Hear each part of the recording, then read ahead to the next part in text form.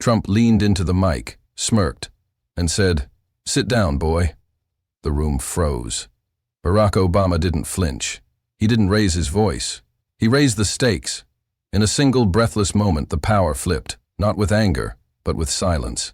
What followed wasn't just a response. It was a reckoning. Ready to see why? Before we get to this explosive moment, tell us where you're watching from. And if you believe truth still matters, hit subscribe. We've got another jaw-dropping story coming tomorrow. The Phoenix Convention Center was packed with more than 5,000 people. Veterans, students, governors, union leaders, pastors, media activists. The national conversation was at a boiling point, and this live forum had been billed as a moment of unity. The theme was leadership and the future of American democracy. But the energy in the room was anything but calm. At center stage, two very different men sat beneath blinding white lights. Barack Obama and Donald Trump. No introductions were needed. This was history waiting to write itself. Obama wore a slate gray suit, open-collared, eyes sharp but reserved. Trump was in his signature red tie, body leaned forward like a predator sizing up a challenger. The moderator hadn't even finished the first question when Trump interrupted, waving his hand toward Obama as if swatting a fly. "Sit down, boy," he said into the mic. The entire hall went silent. You could hear someone in the back drop their phone. The moderator froze, eyes wide. A woman near the front gasped aloud. On camera, the expression on Trump's face was unmistakable. Smug satisfaction. He'd come to provoke, not debate. Somewhere in the second row, a black pastor whispered to the person next to him, "Did he just say that?" Obama didn't blink. He didn't flinch. He didn't even turn toward Trump. He calmly adjusted his jacket, sat a little taller in his chair, and looked straight ahead, unbothered, undeterred. That silence wasn't weakness. It was warning. Trump shifted, waiting for a reaction. But there wasn't one. No raised voice, no quip. Just a long, steady pause that filled the room with a different kind of power. You could see producers behind the camera glance nervously at each other. The moderator stammered something inaudible, but no one heard. All eyes were on the man who didn't need to speak to command the space. In the back, a teenager live streaming the event trembled as he whispered to his phone, "Oh my God, he really said that." Hashtags were already forming online, but in the room, time had stopped. No one knew what would happen next, but everyone knew something had shifted. Obama finally turned, not to Trump, but to the audience. Calm, steady, dignified. Then came the fade-out. The final line that wouldn't be spoken, but would echo everywhere. Respect doesn't shout. It stares you down, and waits to be earned.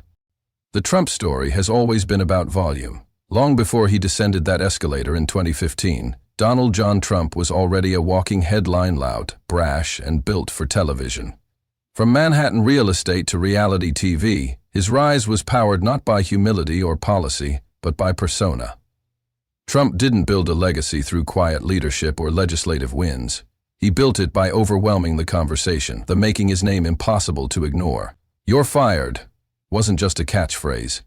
It was a declaration of dominance. And when he entered politics, he brought that same energy into the Oval Office. No precedent, no filter, just Trump. To his base, this loudness was strength. It was rebellion against elites, a wrecking ball to the status quo. But to his critics, it was chaos masquerading as leadership. He didn't speak to unify, he shouted to drown out. The truth, nuance, and consequence were often casualties of his unrelenting desire to control the narrative. During his presidency, brief-seasons became performance art, debates turned into shouting matches, and Twitter served as his weapon of mass distraction. But that volume worked, until it didn't. After leaving office, Trump's voice still echoed, but the echo was fainter. The world had started to tune him out. That fading relevance gnawed at him. Trump watched from Mar-a-Lago as his influence over the media landscape slipped, as new voices emerged, as the ratings he once dominated now spiked for others. Most infuriating of all, Barack Obama. Calm, collected, still respected, still listened to. Trump couldn't stand it. In his mind, Obama had upstaged him for a decade, at the correspondence dinner, in global approval ratings, in the simple elegance of his sentences. Trump's resentment wasn't just political. It was deeply personal. And so, when the bipartisan forum on leadership was announced, Trump didn't see it as dialogue.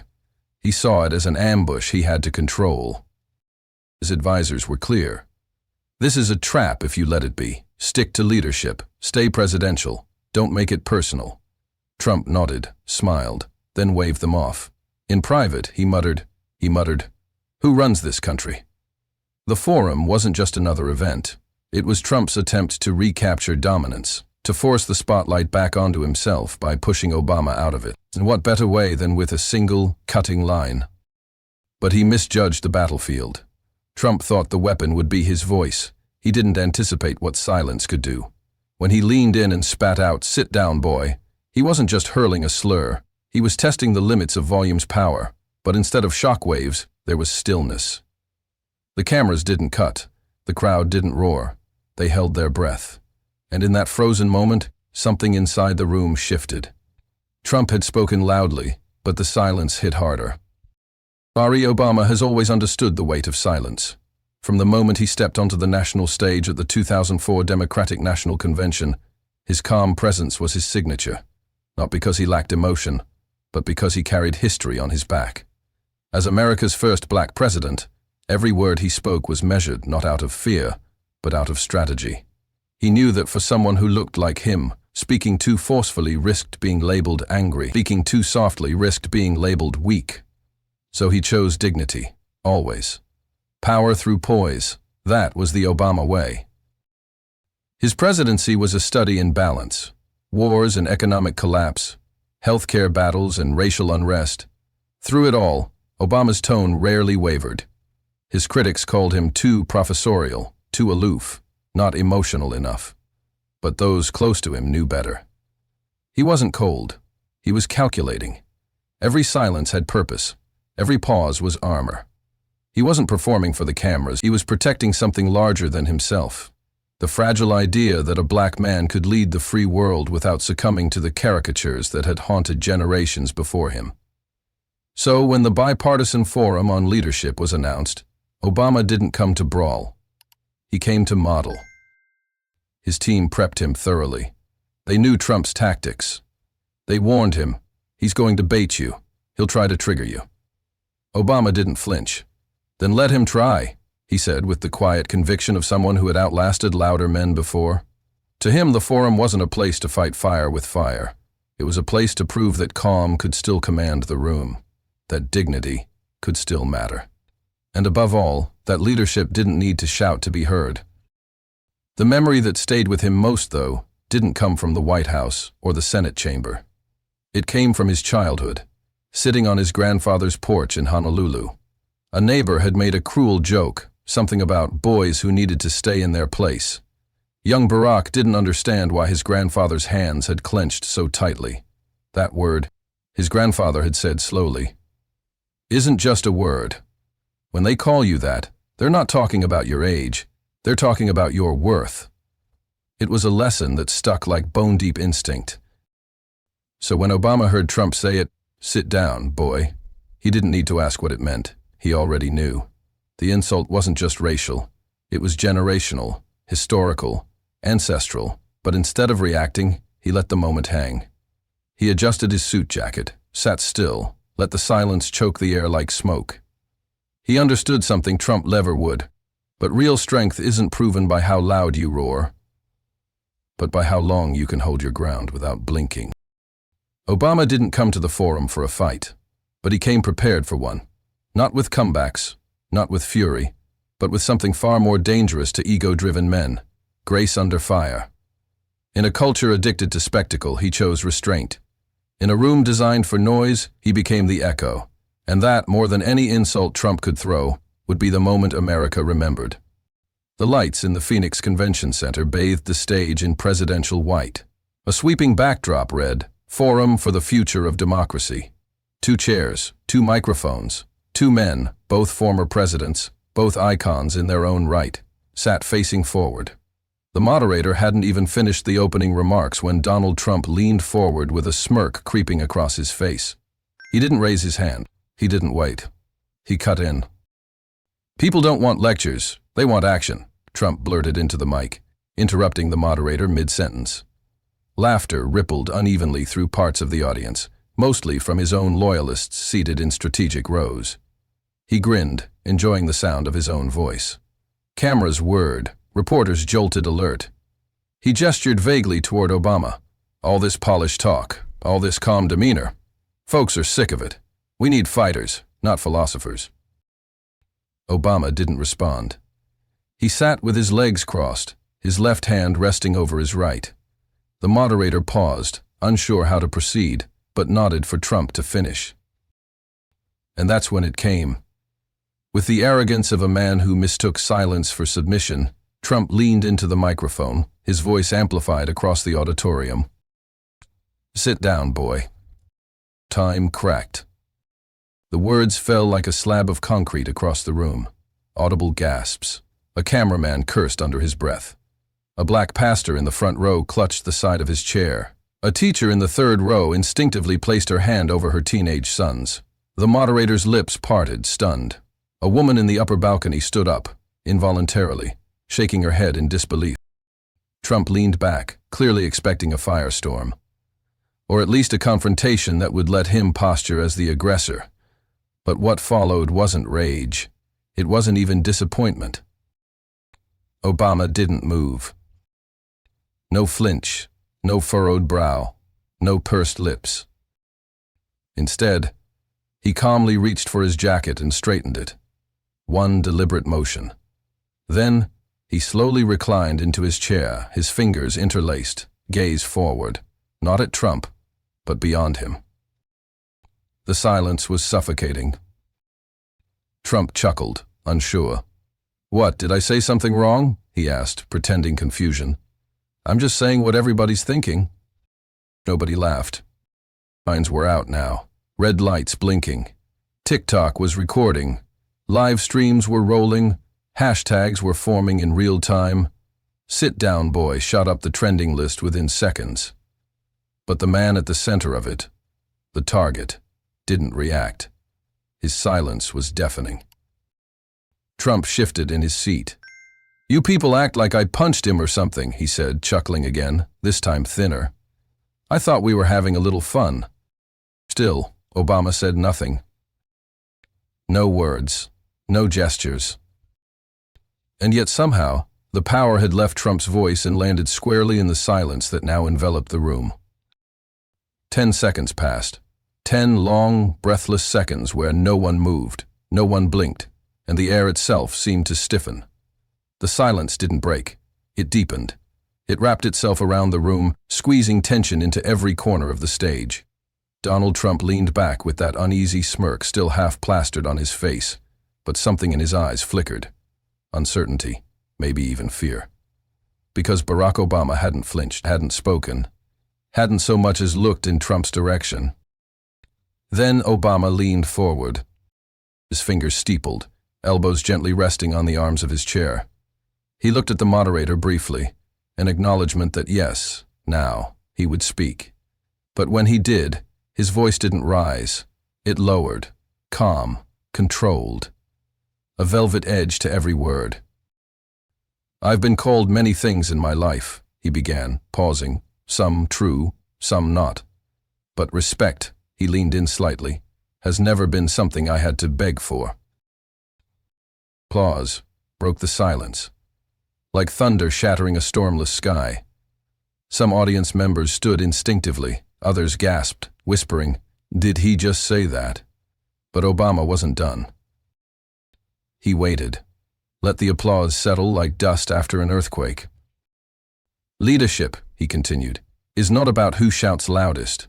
It's not about belittling someone to feel taller. It's not about showmanship or spectacle. It's about service. It's about steadiness. And most of all, it's about knowing that your words carry weight, not because they're loud, but because they mean something." Trump tried to interrupt. "Oh, don't act like you're some saint," he snapped, his voice loud again. "You made mistakes too.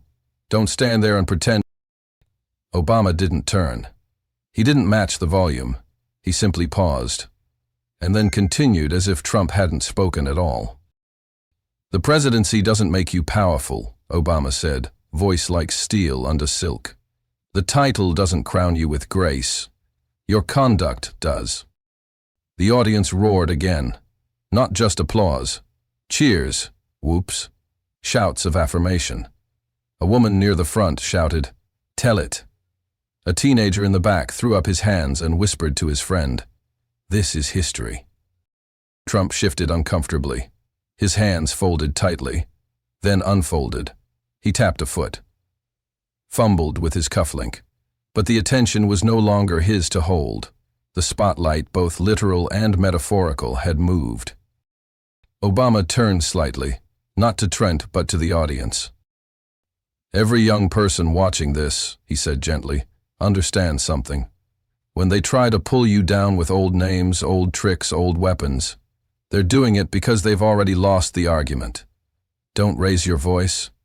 Raise your vision." Another wave of applause, stronger, longer. Trump opened his mouth to speak again but stopped himself. There was no space left for noise. The weight of Obama's restraint, his refusal to fight on Trump's terms, had flipped the script. In a room designed for confrontation, one man had spoken over the other without shouting a single word. And now Trump couldn't find his voice.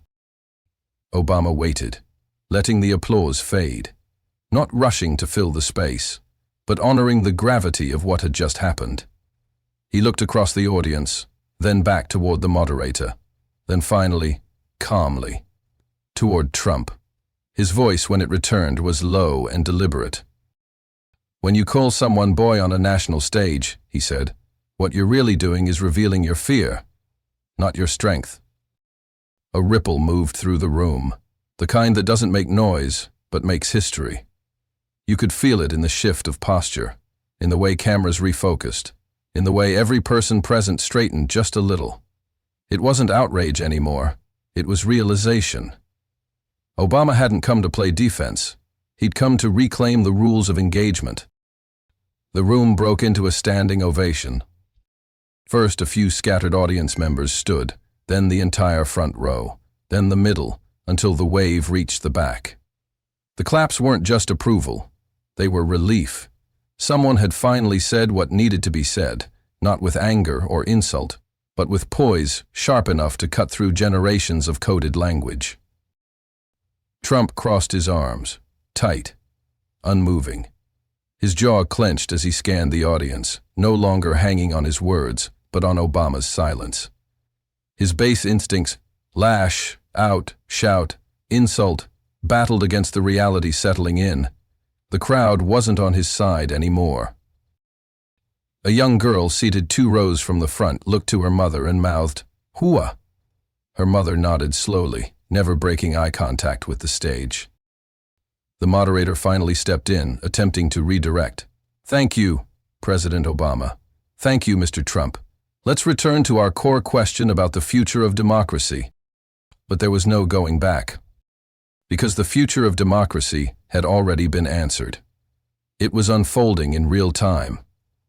It wasn't found in sound bites or slogans. It was in the way Obama held his ground without raising his voice, in the way he stood taller by refusing to shrink to the moment. And outside that room, the nation was already reacting. Phones were out. Clips were being edited, subtitled, and uploaded before the forum was even half over. A single tweet from a journalist in the second row, Obama didn't clap back. He calmly took the stage and never gave it back, had already gone viral by the time the forum concluded. The hashtag, "Silence Stronger Than Shouts," surged into trending territory within minutes. Trump stayed quiet for the rest of the segment, his face unmoving, save for a twitch near his eye, when Obama's final quote echoed again, in a replayed clip on the Jumbotron. "What you're really doing is revealing your fear, not your strength." The contrast was too vivid to ignore. One man shouting to be seen, the other silently commanding the room. And the country saw it all. The internet didn't wait for permission. Within minutes of the incident at the Phoenix Convention Center, the clip of Donald Trump saying, "Sit down, boy," and Barack Obama's silent, powerful response was flooding every platform. TikTok was the first to erupt. One creator stitched the moment with a whisper. "This is not just history, it's a reckoning." Another added dramatically, piano beat restraint and Obama adjusting his jacket, captioned, "Strength moves in silence." Hashtags dominated the trending tabs. Of zooms even. I began to sense something on the other side of the Atlantic. Somehow bide our own time. I became Obama. I'd be called to death, many times over. I've been called many things in my life. Some true, some not. But respect has never been something I had to beg for. That phrase didn't just circulate it ignited. Users printed it on t-shirts, stitched it into embroidery, set it as their lock screens. The phrase became more than a comeback. It became a creed. Black Twitter was surgical in its analysis. He didn't just respond, one tweet read. He redirected an entire legacy of disrespect and flipped it with surgical grace. A viral thread explained the deep history of the word boy, used to demean black men in American history. That wasn't a debate moment, one user wrote. That was a generational undoing. Memes came fast and sharp. One side-by-side showed Trump yelling with veins popping, contrasted with Obama sitting back with a small smile. Caption, "Volume isn't victory." The moment Obama adjusted his suit jacket became a recurring image, a gesture now burned into the cultural lexicon. People joked that a new emoji should be added to represent it. On YouTube, creators across the political spectrum weighed in. A former Marine posted a reaction video. "As someone who's been in combat, I can tell you that was a battle maneuver, strategic, calculated, won without lifting a hand." In classrooms across the country, civics teachers paused their syllabus. Some rewrote lesson plans to discuss leadership, rhetoric, and dignity, using the forum as a case study. College students began referring to the moment as the Phoenix Fold, short for how Trump's bravado folded under the pressure of calm dignity. At Howard University, a professor of communications played the clip and called it the master class of the decade. At Harvard, the Kennedy School held an impromptu seminar titled "Silence as Sword," reclaiming space without raising voice. Obama's line even reached unexpected places. At a women's leadership conference in Atlanta, a keynote speaker quoted it. In a viral video, a 10-year-old girl from Detroit stood in front of her class and confidently repeated the full line, her classmates cheering at the end. That moment alone racked up 5 million views in 48 hours. A new cultural mantra was born. He didn't just clap back. He changed the conversation. The phrase was everywhere. From hoodies to academic panels, the moment echoed beyond the men. It became about the method. In a society addicted to shouting, Obama's silence rang louder than any scream. By the time the sun rose over Washington, D.C. the next morning, the media wasn't just covering a political forum. It was covering a cultural rupture. Every major outlet had one thing at the top of their programming slate: Barack Obama's calm dismantling of Donald Trump's racially charged outburst. On MSNBC's Morning Joe, Mika Brzezinski called it the most poised confrontation in modern political history. Joe Scarborough added, "I've seen presidents stumble, shout, retreat, but I've never seen one win by doing absolutely nothing and everything all at once." CNN ran a special segment titled "When Silence Speaks," breaking down the moment frame by frame, analyzing the power of Obama's deliberate stillness after Trump's slur. Van Jones appeared visibly emotional on air, saying, "This wasn't just politics. That was pain. That was grace meeting cruelty. And grace won." Meanwhile, over on Fox News, the tone split. Sean Hannity doubled down, insisting, "Trump just said what half the country's thinking. He didn't mean anything by it," while Laura Ingraham looked visibly uncomfortable. "I don't know," she said cautiously. This doesn't play well. It's not 2016 anymore." Tucker Carlson, trying to toe the line, blamed leftist hysteria but stopped short of defending the specific language.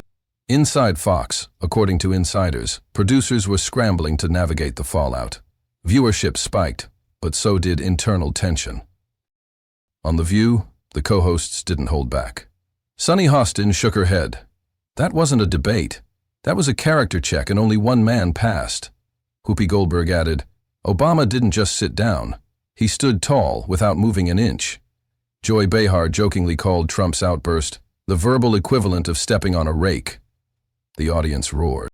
Late-night television lit up with reaction. Stephen Colbert delivered the line of the night. That wasn't a political debate. That was a TED Talk with thunder. Trevor Noah called it the quietest knockout in political history. Jimmy Kimmel aired a parody where Obama adjusted his jacket, triggering an explosion that launched Trump out of his seat like a cartoon villain. The New York Times published a blistering op-ed titled, "The President Who Couldn't Command the Room." It described Trump as a man desperately reaching for control in a room where he had already lost the floor. The Washington Post's editorial board focused on what they called the return of statesmanship, and Politico simply said, a new standard was set tonight, and Trump didn't see it coming. Yet through all of it, Obama said nothing more. No interviews, no clarifying statements, no tweets. The silence that stunned the room now extended to the public square. His office released a single sentence. The remarks stand on their own. That was it. The restraint only added to the mystique. Media analysts were quick to point out that while Trump flooded his Truth Social feed with reactions, defenses, and attacks, Obama's complete silence drove even more headlines. He's not speaking, a New Yorker columnist wrote, because he already said everything he needed to. Political experts started calling it a turning point. One strategist on CNN declared, "This is the moment 2024 really began." A new poll flashed across the screen during the segment. 63% of independents said they viewed Obama's response as presidential. The number for Trump? 19%. Everywhere you looked, there was fire. But the source wasn't volume. It was the aftershock of restraint. Obama didn't shout. He didn't flinch. And the media couldn't stop talking about it. Donald Trump had never felt so surrounded. Less than 24 hours after the viral confrontation with Barack Obama, his war room in Mar-a-Lago was ablaze with panic. Aides huddled around laptops streaming CNN, Twitter feeds, TikTok clips, and late-night monologues, all echoing the same narrative. Obama had won the moment, and not with fire, but with ice. Trump, however, was having none of it. He stormed into the room in his signature red tie, glaring at a flurry of staffers, barking, "Where's the damn media team? Why haven't we buried this?" He sat down, typed furiously into his phone, and hit send. The tweet, blazing across timelines in seconds, read, "Fake news strikes again. I said what everyone is thinking. Obama isn't untouchable. He's weak and overrated. Deal with it." But the tweet didn't shift the narrative. It cemented it. Major news outlets ran with headlines like, "Trump doubles down" and "Denial in the face of defeat." Polling data began to trickle in. Approval ratings dipped sharply. Independent voters who had been slowly trickling back into Trump's orbit post-2020 reversed course. Behind closed doors, Trump's top donors were on edge. A leaked memo from one GOP PAC revealed internal directives. Repeating the phrase, "Focus on policy, distance from tone." Fox News was now split down the middle. While some tried to justify the remark, others pushed back. Laura Ingraham refused to book Trump's surrogates for the rest of the week. The Five spent an entire segment debating whether his language had gone beyond repair. Behind the scenes, conservative megadonors were dialing strategists, asking one question: can Trump still win moderates? His team scrambled. A rapid rebuttal media tour was greenlit. Kayleigh McEnany hit morning shows. Steve Bannon went live on his podcast with clips of Obama from 2008, trying to paint him as just another career politician with good lighting. Kellyanne Conway took to Newsmax, insisting that Trump wasn't being racist, he was being real. None of it worked. Clips from the forum, especially Obama's calm retort and Trump's smirk afterward, flooded every corner of the internet. TikTok creators spliced it with historic images of civil rights icons. Twitter X threads compared Trump's behavior to 1,960 Southern segregationist tropes.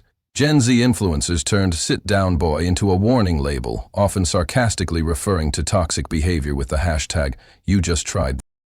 Meanwhile, Obama, despite declining every interview, had inadvertently become the most requested speaker in the country.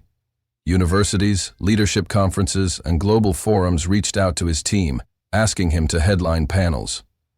The silent strategy wasn't just winning, it was dominating. Communication departments across Ivy League schools began circulating internal memos titled "The Obama Method: Strategy and Substance." By the week's end, a CNN commentator summed it up best. Man yelled. The other taught. And teaching won. The Monday after the forum, classrooms across America looked different. In one high school in Atlanta, a civics teacher began class not with the Pledge of Allegiance, but by playing the now famous clip. "Watch closely," he told his students. "This isn't about politics. This is about power, restraint, and what leadership sounds like when it doesn't need to shout." The students, some still in hoodies and earbuds, watched the moment unfold again. The silence, the insult, the jacket adjustment, the calm response. Then came a wave of raised hands. Discussions spilled into hallways. In Chicago, a group of middle schoolers formed a discussion circle during lunch, debating not just the politics but the weight of one word. When he called him boy, he wasn't just being rude, one eighth grader said. He was trying to make him small. Another chimed in. But Obama didn't shrink, he just sat higher. That comment became the title of a short essay posted to Reddit, then shared across platforms, eventually going viral. He didn't tell him off. He told us something real. Churches, too, responded. In Atlanta, Los Angeles, Baltimore, and Birmingham, black pastors echoed Obama's words from the forum in their Sunday sermons. "I've been called many things," one pastor quoted, before adding, "but respect isn't something I've ever had to beg for." Congregations stood in unison. Tears fell. This wasn't just about politics anymore. It was about a collective cultural exhale, a release from decades of being told to sit down, be quiet, and not. Posters began appearing in classrooms and community centers across the country. Most were homemade, designed by students and teachers alike. One, "Leadership means listening." Another had a black and white still of Obama at the forum, straightening his jacket with the words, "Silence is not weakness, it's wisdom." On TikTok, Gen Z creators transformed the moment into a viral anthem. One user remixed Obama's calm response over soft piano chords and uploaded it as a moment of generational truth. The video collected 7.3 million views in 36 hours. Others added their own takes, its skits. One teacher in Seattle uploaded a video where students read aloud famous moments of historical restraint. Gandhi's Salt March, Martin Luther King's letter from Birmingham jail, and ended with Obama's line. But perhaps the most touching tribute came from a 12-year-old named Tasha from Detroit. She had never gone viral before, but her handwritten essay made it to MSNBC. Her title, "He Didn't Yell. He Made Us Feel." In it, she wrote, "I used to think power was loud. Now I think power is when you don't need to be loud to change the room." The essay was pinned to the top of Michelle Obama's Instagram page with the caption, "We hear you, Tasha. Loud and clear." A CNN commentator summed it up on a morning panel. This wasn't just viral. It was virtuous. The fundraising numbers came in fast, and they were stunning. Within 72 hours of the forum, Democratic campaigns across the country reported a 48% spike in donations. Small dollar contributions flooded Act Blue. First-time donors left messages like, "I just want dignity back," and "That moment reminded me what calm power looks like." The phrase, "for dignity, not chaos," a beginning trending alongside. Meanwhile, independent voters, the elusive swing bloc, reacted with surprising clarity. On political forums, Reddit threads, and Facebook groups, they praised Obama's demeanor, calling it the kind of grace we've been missing. One viral comment on a centrist subreddit read, "Obama didn't win that forum with facts. He won it with how he made us feel, safe, seen, and steady." Trump's inner circle, however, was in crisis mode. The spin strategy was immediate but clumsy. In a closed-door meeting, aides tried to reframe the incident as misunderstood sarcasm or just locker room talk, but polling focus groups found voters didn't buy it. The phrase, "sit down, boy," struck a nerve too deep, too historic, too raw. Attempts to shift the conversation to border policy and inflation fell flat. Political analysts began speculating on deeper consequences. Could Obama's tone set a new bar for the 2024 cycle? A quiet campaign of whispers began moving through Democratic circles. Was this the moment to elevate calm over combat? One strategist put it bluntly in a leaked internal memo. The American voter is exhausted by noise. What if our weapon is composure? Several moderate Democrats and younger candidates began adjusting their messaging. Ads appeared featuring the clip, focusing not on what Obama said, but how he said it. Campaign workshops and media training sessions across the country quietly began teaching what was quickly dubbed the Obama model. Bullet points read: don't match chaos with chaos. Pause. Then respond. Own the room with stillness, not shouting. Even international leaders chimed in. Canada's Prime Minister referenced the moment in a speech about restoring dialogue. The UN Human Rights Council cited the exchange in a roundtable on global leadership styles. But perhaps the most significant shift came within the Democratic Party itself. As whispers turned into conversations, a new idea began to form. What if Obama's approach wasn't just memorable, but electable? Some began floating names for vice president picks who mirrored his energy. Governors, mayors, and first-time candidates started ending speeches with lines like, "Respect doesn't shout. It stares you down and waits to be earned." Trump, once again, tried to dominate the cycle. He planned another rally, teased a major announcement, and even considered launching a counter-forum. But none of it changed the narrative. As one MSNBC anchor said to close a special report, Obama didn't destroy Trump, he exposed him. And now the country's asking, which kind of power do we want next? Some moments pass without leaving a trace. Others, just a few seconds long, etch themselves into the collective soul of a nation. What happened on that debate stage wasn't just a political confrontation.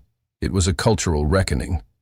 It was a reminder that real power doesn't always come from volume.